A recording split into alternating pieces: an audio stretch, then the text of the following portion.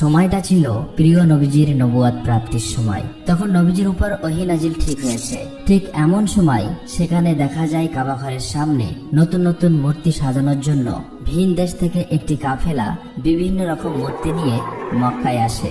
আবু সুফিয়ান এবং উমাইয়া ইবনে খালফ তখন তাদেরকে দেখে অনেক খুশি হয়। তার কিছুক্ষণ পর আবু লাহাব ঘরের ভিতরে মূর্তিগুলো সাজাতে থাকে। সেই সময় তার স্ত্রী বলে, তুমি মোহাম্মদকে কেন আটকাচ্ছ না? সে তো চাইলে তার স্ত্রী খাদিজাকে নিয়ে অনেক সুখে থাকতে পারে, তাহলে সে কেন বারবার আমাদের বিরোধিতা করছে? আবু লাহাব বলে, ভয় পেও না, আমাদের খোদা আমাদের রক্ষা করবে। মক্কার অবস্থা তখন এমন হয়েছিল যে মক্কার ভিতর এবং আশেপাশের সব জায়গায় মূর্তি পূজায় চলত।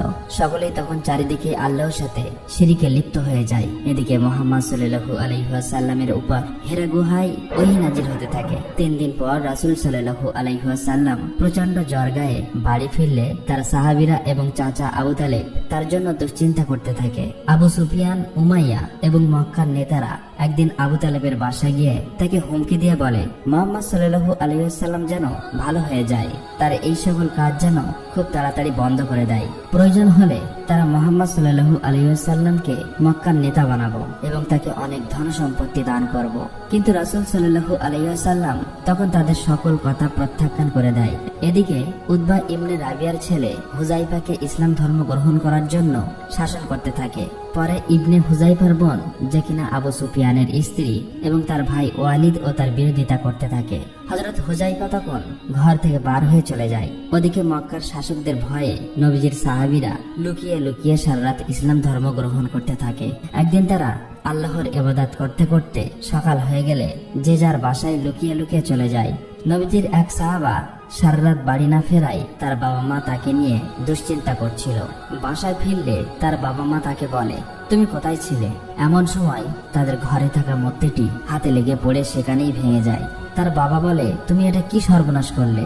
এতদিন যে খোদা আমাদের রক্ষা করত তুমি তাকে ভেঙে ফেললে। তখন ওই সাহাবী বলে, যে খোদা নিজে নিজেকে রক্ষা করতে পারে না সে আমাদের কিভাবে রক্ষা করবে? তার বাবা মা তখন বলে, তুমি মুহাম্মাদের সাথে মিশে নিজের বিপদ নিজেই ডেকে আনছো। তখন সাহাবী বলে, মোটেও না। সে তখন রাসূল সাল্লাল্লাহু আলাইহি ওয়াসাল্লামের বাণীগুলো শোনাতে থাকে। এক পর্যায়ে তার বাবা মা তাদের ভুলগুলো সব বুঝতে পারে এবং ইসলাম ধর্ম গ্রহণ করে নেয়। পরের দিন মক্কার নেতারা এসব জানতে পেরে ওই সাহাবীকে ডেকে আনে। সকলেই ওই সাহাবীর সামনে রাসূল সাল্লাল্লাহু আলাইহি ওয়াসাল্লামের সম্পর্কে হাসি ঠাট্টা করতে থাকে। উমাইয়া তখন তার গোলাম বেলালকে বলে, বেলাল, তুমি ওকে ততক্ষণ মারতে থাকবে যতক্ষণ ও নিজের ভুল বুঝতে না পারে। কিন্তু হযরত বেলাল জানতেন রাসূল সাল্লাল্লাহু আলাইহি ওয়াসাল্লামের সকল বাণীগুলি ছিল সত্য বাণী। সে মনে প্রাণে আল্লাহকে ভয় করতেন। ফলে সে তার মনিব উমাইয়ার মুখে বলে দেয়, না, এটা আমি কখনোই করতে পারবো না। উমাইয়া তখন হযরত বেলালকে মরুভূমিতে নিয়ে অমানবিক অত্যাচার করতে থাকে। তখন সেখানে নবীজির পালক পুত্র জাহেদ আসে এবং বলে, আবু বকর এই গোলামের জন্য 200 দিনার দিতে রাজি আছে, তুমি তাকে মুক্ত করে দাও। উমাইয়া তখন এই দিনারগুলো দেখে হযরত বেলালকে মুক্ত করে দেয়। এদিকে নবীজির কাছে ওহী নাজিল হওয়ায় মক্কার লোকেরা যেন সকলের সামনে ইসলাম প্রচারের কাজ চালিয়ে যায়। আল্লাহর হুকুমে সাহাবীরা সকলেই একত্রিত হয়ে মক্কা শহরে ইসলাম প্রচার করতে থাকে। তারা সকলেই দলবদ্ধ হয়ে কাবা ঘরের দিকে অগ্রসর হতে থাকে। মক্কার কাফের মুশরিকরা তখন নানাভাবে তাদেরকে অত্যাচার করতে থাকে। অনেক কষ্ট সহ্য করে তারা শেষমেশ কাবা ঘরের সামনে পৌঁছাতে সক্ষম হয়। রাতে আবু সুফিয়ান এবং তার স্ত্রী কথা বলছিল। আবু সুফিয়ানের স্ত্রী তখন তাকে বলে, কিভাবে একজন অশিক্ষিত ব্যক্তির মুখ থেকে এত সুন্দর এবং সত্যবাণী বার হয়? আবু সুফিয়ান তখন বলে, যেভাবে দিন দিন তার অনুসারীরা বৃদ্ধি পাচ্ছে আমাদের কিছু একটা করতেই হবে। আমরা প্রথমে মুহাম্মাদের দুর্বল এবং অসহায় অনুসারীদেরকে অত্যাচার ও নির্যাতনের মাধ্যমে ইসলাম ধর্ম ত্যাগ করতে বাধ্য করব। যেই বলা সেই কাজ। পরের দিন সুফিয়ান এবং তার বিভিন্ন গোত্রের নেতারা মিলে অসহায় ও দুর্বল মানুষদের তুলে আনে এবং তাদের উপর চালাতে থাকে প্রচন্ড অমানবিক অত্যাচার ও নির্যাতন করতে করতে এক পর্যায়ে আবু জাহেল সুমাইয়া রাদিয়াল্লাহু তাআলা আনহাকে আঘাত করে মেরে ফেলে।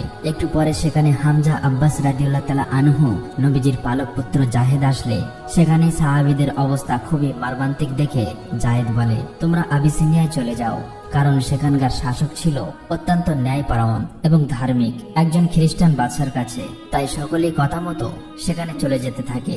এদিকে আবু সুফিয়ান তাদের এই খবর জানতে পেরে তার একটি সহকর্মীকে বলে, তুমি আবু সিরিয়ায় চলে যাও, সেখানে গিয়ে তারা কি করছে সমস্ত খবরাখবর আমাকে বলবে। তখন তাকে আবু সিরিয়ায় পাঠিয়ে দেয়, কেননা মক্কার বাইরে যদি আবু সুফিয়ানের এসব কর্মকাণ্ড শুনে ফেলে তাহলে তার ব্যবসা বাণিজ্যের অনেক ব্যাঘাত ঘটবে। আবু সুফিয়ানের লোকটি সাথে সাথে সেই রাজ্যে চলে যায়।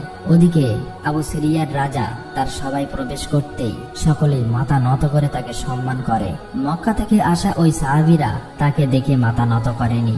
তখন সেই রাজা তাদেরকে জিজ্ঞেস করে, তোমরা কেন আমার সামনে মাথা নত করনি? সাহাবীরা তখন বলে, আমরা আল্লাহ ছাড়া আর কারো সামনে মাথা নত করি না। আমাদের নবী আপনার কাছে পাঠিয়েছেন, কারণ তিনি বলেছেন আপনি একজন সত্যবাদী এবং ন্যায়পরায়ণ বাদশাহ। হযরত আব্বাস তখন নবীজির অনেকগুলো বাণী সকলের সামনে তুলে ধরেন।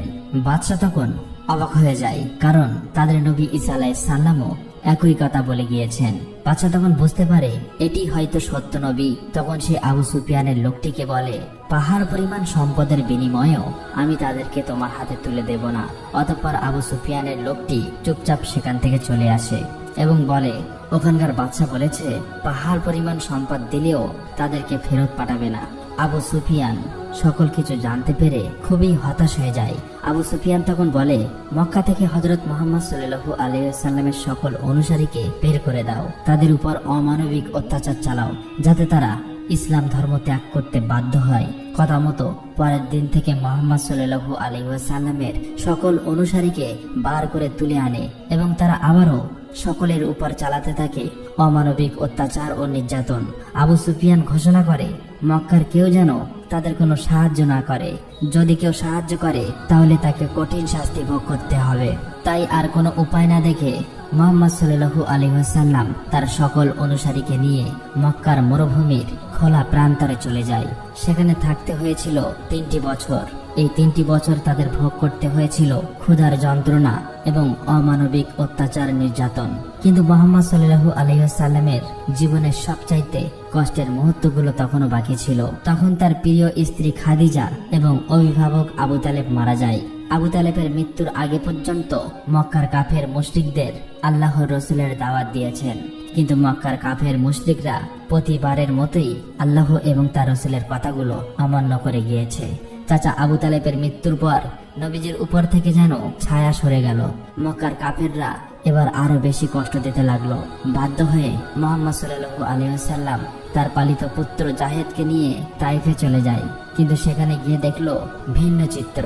তাইফের মানুষ মুহাম্মদ সাল্লাল্লাহু আলাইহি ওয়াসাল্লামকে কবুল করেনি, বরং তারা তাদের বাচ্চাকে লেলিয়ে দেয় তাকে পাথর মারার জন্য। বাচ্চারা তখন মুহাম্মদ সাল্লাল্লাহু আলাইহি ওয়াসাল্লামকে পাথর মারতে মারতে সেখান থেকে সরিয়ে দেয়। মুহাম্মদ সাল্লাল্লাহু আলাইহি ওয়াসাল্লাম এই ব্যবহারে এত বেশি কষ্ট পেয়েছিল যে ওই দিন তার জীবনের সবচেয়ে বেশি কষ্টের দিন বলে আখ্যায়িত হয়েছিল। দুঃখ ও ভারাক্রান্ত মন নিয়ে নবীজি কাঁদতে কাঁদতে রক্তাক্ত অবস্থায় তায়েফ ত্যাগ করে। নবীজি তখন তার সকল আশা ছেড়ে দিয়েছিল। এমন সময় আল্লাহ তাআলার হুকুমে অদ্ভুতভাবে মদিনা থেকে একটি কাফেলা আসে। তারা এসে নবীজিকে মদিনায় যাওয়ার জন্য আমন্ত্রণ জানায়। এটা শুনে নবীজি অনেক খুশি হয়েছিল। নবীজি তখন তার সাহাবীদের কথা চিন্তা করে নিজেই মক্কায় থেকে যায়, যা করে তার সাহাবীরা কোনো বাধা বিপত্তি ছাড়া মদিনায় পৌঁছাতে পারে। দিন দিন এভাবেই মুহাম্মদ সাল্লাল্লাহু আলাইহি ওয়াসাল্লামের জনপ্রিয়তা এবং ইসলাম প্রসার দেখে আবু সুফিয়ান এবং তার লোকেরা নবীজির উপর আরো বেশি হিংসা করতে থাকে। তারা বলে, এবার নবীজিকে হত্যা করব। যেই ভাবা সেই কাজ। তারা অনেক লোক পাঠিয়ে দেয় নবীজিকে মারার জন্য। সেখানে গিয়ে দেখে নবীজির বদলে হযরত আলী রাদিয়াল্লাহু তাআলা আনহু শুয়ে আছে। আবু সুফিয়ান এই ব্যাপারটি জানতে পারলে তখন সে মক্কায় ঘোষণা করে দেয়, যে ব্যক্তি মুহাম্মদ সাল্লাল্লাহু আলাইহি ওয়াসাল্লামকে জীবিত অথবা মৃত অবস্থায় ধরে আনতে পারবে তাকে 100 উট পুরস্কার দেওয়া হবে। মক্কার লোকেরা তখন পাগলের মতো বেরিয়ে যায় নবীজিকে খোঁজার জন্য। খুঁজতে খুঁজতে তারা একটি গুহা দেখতে পায়, কিন্তু তারা গুহার মুখে গিয়ে দেখতে পায় একটি মাকড়সার জাল বাসা বেঁধে আছে, যা দেখে বুঝতে পারে এই গুহায় অনেক দিন ধরে কেউ প্রবেশ করেনি। আসলে তাদের ধারণাটি ভুল ছিল। গুহাটির ভিতরেই আমাদের প্রিয় নবী হযরত মুহাম্মদ সাল্লাল্লাহু আলাইহি ওয়াসাল্লাম এবং তার সাহাবীরা ছিল। আল্লাহর হুকুমে মাকড়সার জাল বাঁধার কারণে কাফেররা বিভ্রান্ত হয়ে চলে যায়। ফলে আমাদের প্রিয় নবী হযরত মুহাম্মদ সাল্লাল্লাহু আলাইহি ওয়াসাল্লাম এবং তার সাহাবীরা সেবারের মতো বেঁচে যায়। এদিকে মক্কার লোকেরা অপেক্ষা করতে থাকে কখন মুহাম্মদ সাল্লাল্লাহু আলাইহি ওয়াসাল্লাম তাদের কাছে এসে পৌঁছাবে।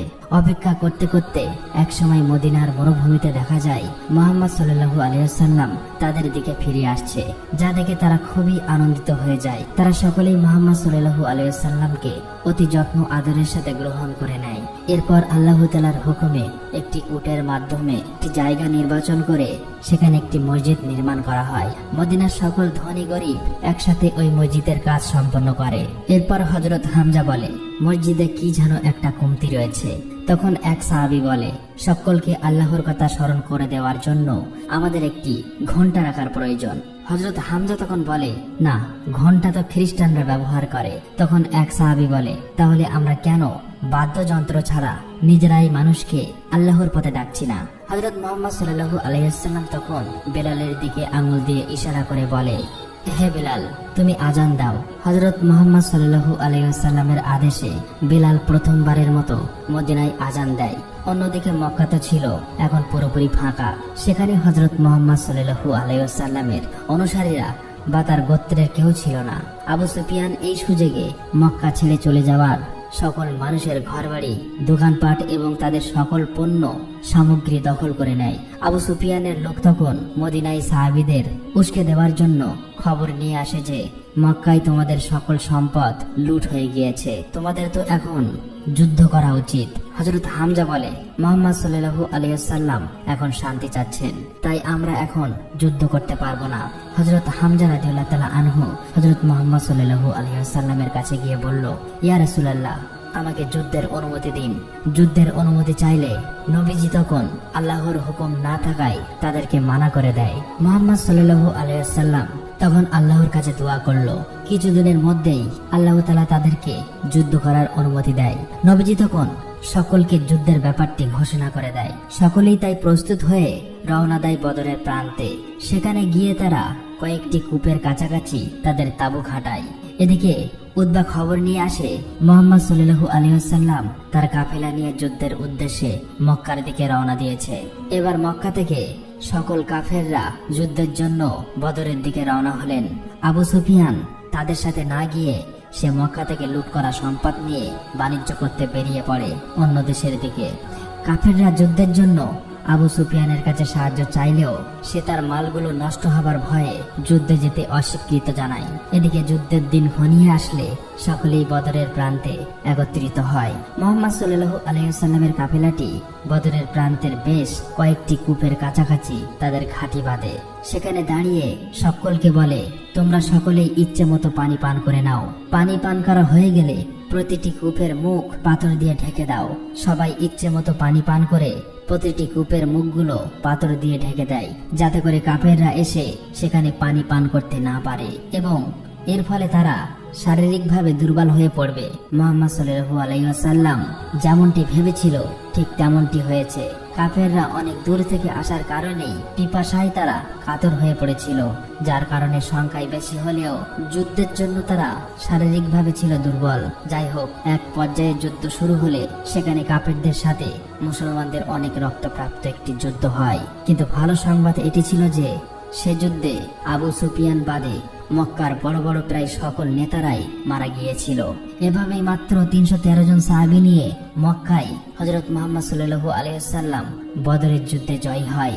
বদরের যুদ্ধে জয়ের ফলে মুসলমানদের ক্ষমতা পূর্বের তুলনায় অনেক বৃদ্ধি পায়। এদিকে আবু সুফিয়ান তার বাণিজ্য শেষ করে মক্কায় ফিরে আসলে সকল ঘটনা শুনে মুহাম্মদ সাল্লাল্লাহু আলাইহি ওয়াসাল্লামের বিরুদ্ধে আরো বেশি রেগে যায়। তার স্ত্রী হিন্দ ইবনে উতবার বাবাও ভাই সেই বদরের যুদ্ধে হামজার হাতে নিহত হয়েছিল, যার কারণে সে তার ভাই ও বাবার প্রতিশোধের আগুনে ক্ষুব্ধ হয়ে ওঠে। আবু সুফিয়ানের সবাই একজন বর্ষা নিক্ষেপকারী ছিল, যার নিশানা ছিল অতি নিখুঁত এবং সূক্ষ্ম। আবু সুফিয়ানের স্ত্রী তখন সেই বিক্ষোভকারীর কাছে গিয়ে বলে, তুমি যদি হযরত হামজাকে মারতে পারো তাহলে আমি তোমাকে অনেক স্বর্ণ মুদ্রা দেব এবং তোমাকে আজাদ করে দিব। এভাবেই কেটে যায় 1 বছর। এক সাহাবী মক্কা থেকে একদিন খবর নিয়ে আসে মক্কার লোকেরা তাদের বদরের যুদ্ধের প্রতিশোধ নেওয়ার জন্য আবার নতুনভাবে যুদ্ধের প্রস্তুতি নিচ্ছে। তারা সংখ্যায় মুসলমানদের তুলনায় অনেক বেশি, তাই মুসলমানদের জন্য এটি ছিল একটি দুশ্চিন্তার ব্যাপার। দেখতে দেখতে এভাবেই সময় ঘনিয়ে আসে। সকলেই উপস্থিত হয় উহুদ পাহাড়ের সামনে। মুহাম্মদ সাল্লাল্লাহু আলাইহি সাল্লাম সাহাবীদেরকে দুটি দলে ভাগ করে দেয়। একটি দল যুদ্ধ করবে এবং অপর একটি দল পিছন থেকে জামালে রোম নামের একটি পাহাড়ে দাঁড়িয়ে পাহারা দেবে, যাতে করে শত্রুরা পিছন থেকে আক্রমণ করতে না পারে। মুহাম্মদ সাল্লাল্লাহু আলাইহি ওয়াসাল্লাম সাহাবীদেরকে বারবার নিষেধ করেছে, যত কিছুই হোক না কেন তারা যেন কোনোভাবেই সেই পাহাড় থেকে না নড়ে। কিছুক্ষণ পর শুরু হয়ে যায় আবারও সেই রক্তক্ষয়ী যুদ্ধটি।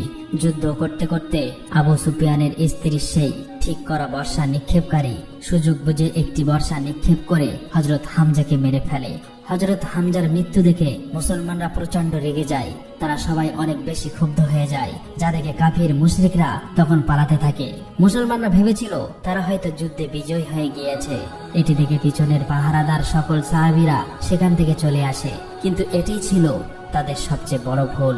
যুদ্ধের জন্য আবু সুফিয়ান খালিদ বিন ওয়ালিদ নামক একজন লোককে ঠিক করে রেখেছিল। সে দূর থেকে সকল কিছু দেখেছিল, তাই সে তার বাহিনী নিয়ে পিছন থেকে মুহাম্মাদের উপর আক্রমণ করে বসে। হঠাৎ করে পিছন থেকে আক্রমণ হওয়ার ফলে মুসলমানরা একের পর এক মারা যেতে থাকে।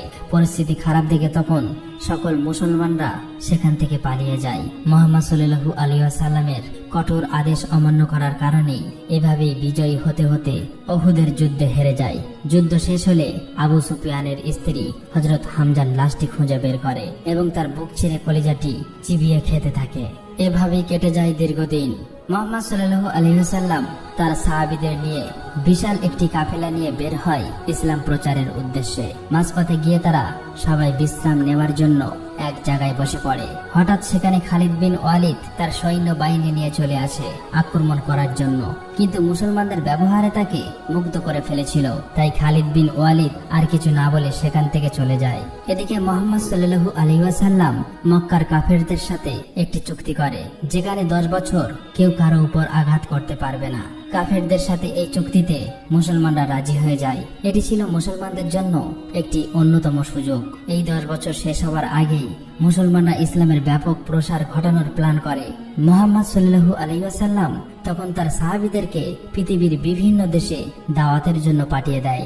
এভাবেই আস্তে আস্তে মুসলমানদের সংখ্যা দিন দিন বাড়তে থাকে। বিভিন্ন কাফির মুশরিকরা ইসলাম ধর্ম কবুল করতে থাকে। এমনকি আবু সুফিয়ানের দলের সেই লোক খালিদ বিন ওয়ালিদ, যে কিনা নবীজিকে উহুদের যুদ্ধে হারিয়েছিল, সেও নিজে ইসলাম ধর্ম গ্রহণ করে নেয়। হঠাৎ একদিন কিছু কাফের মুশরিক এসে মুসলমানদের কাফেলা আক্রমণ করে বসে, যার ফলে সেখানে অনেক সাহাবী শহীদ হয়ে যায়। সকলে বুঝে ফেলে দিয়েছিল আবু সুফিয়ানের চালাকি। আবু সুফিয়ান তার শর্ত ভঙ্গ করে চুক্তি নষ্ট করে ফেলেছিল। খবর পেয়ে পরের দিন আবু সুফিয়ান মদিনায় আসে, কিন্তু চুক্তি ভঙ্গ হবার কারণেই মদিনায় কেউ তার সাথে কথা বলতে চাইছিল না। সবাই থেকে ঘৃণার চোখে দেখতে থাকে। এমনকি সে হযরত মুহাম্মদ সাল্লাল্লাহু আলাইহি ওয়াসাল্লামের সাথে কথা বলতে চাইলে মুহাম্মদ সাল্লাল্লাহু আলাইহি ওয়াসাল্লাম বারবার তার দিক থেকে মুখ ফিরিয়ে নিচ্ছিল। আবু সুফিয়ান তখন নিজের মতো করে বলতে থাকে, আমি সব দিক থেকে হেরে গেলাম এমন একজনের কাছে, যে কিনা একজন মেষপালক। তখন হযরত আব্বাস রাদিয়াল্লাহু তাআলা আনহু বলে, সেই সামান্য মেষপালকের ধর্ম এখন সারা বিশ্বে ছড়িয়ে পড়েছে। ততদিন ইসলাম ধর্ম গ্রহণকারীর লোক সংখ্যা ছিল 10,000-এরও বেশি। এই বহুল সংখ্যক সাহাবী নিয়ে নবীজি রওনা দেয় মদিনা থেকে মক্কার উদ্দেশ্যে। আবু সুফিয়ান তখন মক্কায় ফিরে এসে তার গোত্রের লোকদের বলতে থাকে, আর কোনো উপায় নেই, মুহাম্মদ তার কথা রেখেছে। সে সত্যিই সারা বিশ্বে সকলের মন জয় করে নিয়েছে। মক্কার কাফেররা তখন বুঝতে পারে তাদের আর কোনো করার কিছুই ছিল না। মুহাম্মদ সাল্লাল্লাহু আলাইহি ওয়াসাল্লাম এবং তার সাহাবীরা মক্কার পাশেই মরুভূমিতে রাত্রি যাপন করতে থাকে। আবু সুফিয়ান এবং তার স্ত্রী হিন্দ ইবনে উতবা রাতে লুকিয়ে লুকিয়ে তাদেরকে দেখতে যায় এবং এত বড় কাফেলা দেখে তারা খুবই অবাক হয়ে যায়। আবু সুফিয়ান বুঝতে পারে ইসলামের বিজয় সুনিশ্চিত। আবু সুফিয়ান তখন সেই কাফেলার কাছে গিয়ে মুহাম্মদ সাল্লাল্লাহু আলাইহি ওয়াসাল্লামের সাথে দেখা করে এবং তার কাছে ইসলাম ধর্ম কবুল করে নেয়। পরের দিন মুহাম্মদ সাল্লাল্লাহু আলাইহি ওয়াসাল্লাম তার বিশাল কাফেলাটি নিয়ে মক্কায় চলে আসে। মুহাম্মদ সাল্লাল্লাহু আলাইহি ওয়াসাল্লাম মক্কাকে অনেক ভালোবাসতেন। মক্কায় আসার পর সকল মুসলমানরা মিলে কাবা ঘর দখল করে নেয়। মুহাম্মদ সাল্লাল্লাহু আলাইহি সাল্লাম তখন সকলের উদ্দেশ্যে বলতে থাকেন, তিনি তার সকল শত্রুকে ক্ষমা করে দিয়েছেন, আজ থেকে তোমরা সবাই মুক্ত। এদিকে মুহাম্মদ সাল্লাল্লাহু আলাইহি সাল্লাম বুঝতে পারে তার জীবনের শেষ দিনগুলো ঘনিয়ে আসছে, তাই জীবনের শেষবারের মতো সে বিদায় হজের ভাষণ দিতে চেয়েছিলেন, যেখানে নবীজি বলেছেন, আমি হয়তো তোমাদের মাঝে আর বেশি দিন থাকবো না। তোমরা গরিবদের তাই খাওয়াও যা তোমরা খাও, তাদের তাই পড়তে দাও যা তোমরা নিজে পরিধান করো। মনে রেখো, তোমাদের সকলেই একদিন মহান আল্লাহ তাআলার সামনে উপস্থিত হতে হবে এবং তোমাদের সকল কৃতকর্মের হিসাব দিতে হবে। মুহাম্মদ সাল্লাল্লাহু আলাইহি সাল্লাম তার সাহাবীদের এরকম অসংখ্য মেসেজ দিয়ে গিয়েছিল। মুহাম্মদ সাল্লাল্লাহু আলাইহি সাল্লামের শেষ কথা ছিল, আমি তোমাদের কাছে দুটি জিনিস রেখে যাচ্ছি, আল্লাহর কোরআন এবং আমার সুন্নাহ, যা তোমাদের জন্য আলো এবং নির্দেশনা স্বরূপ। এভাবেই হযরত মুহাম্মদ সাল্লাল্লাহু আলাইহি সাল্লাম তার সারাটা জীবন শুধু কষ্ট এবং ত্যাগের বিনিময়ে আমাদেরকে ইসলাম ধর্ম দিয়ে গিয়েছেন। নিজের পুরোটা জীবন উনি শুধু তার উম্মতের কথাই ভেবে গিয়েছেন। প্রিয় নবী হযরত মুহাম্মদ সাল্লাল্লাহু আলাইহি সাল্লাম জীবনের শেষ মুহূর্তেও তিনি তার উম্মতের কথা ভাবতে ভাবতেই মৃত্যুবরণ করেন। তাই আমরা সকলেই চেষ্টা করব আমাদের প্রিয় নবী হযরত মুহাম্মদ সাল্লাল্লাহু আলাইহি সাল্লামের সকল সুন্নাহগুলোকে আঁকড়ে ধরার এবং কোরআনের আলো দিয়ে নিজেদের জীবনকে গড়ে তোলার। আমার বিশ্বাস মুহাম্মদ সাল্লাল্লাহু আলাইহি সাল্লামের জীবনী প্রতিটা মুসলমানের জন্য গর্বের এবং শিক্ষণীয় বিষয়। আল্লাহ তাআলা যেন আমাদের সকলকে প্রিয় নবী হযরত মুহাম্মদ সাল্লাল্লাহু আলাইহি সাল্লামের দেখানো পথে চলার তৌফিক দান করুক। আমিন।